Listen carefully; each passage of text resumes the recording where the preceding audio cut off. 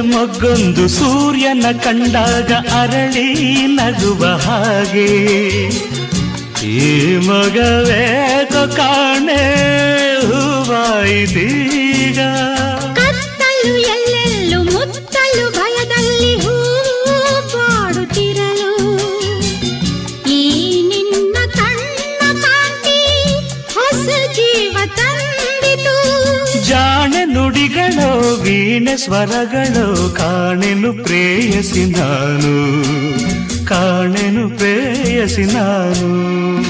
ಬಂದೆಯ ಬಾಳಿನ ಬೆಳಕಾಗಿ ಬಂದೆಯ ಪ್ರೇಮದ ಸಿರಿಯಾಗಿ ನನಗಾಗಿ ನನ್ನ ಜೊತೆಯಾಗಿ ನನಗಾಗಿ ನನ್ನ ಜೊತೆಯಾಗಿ.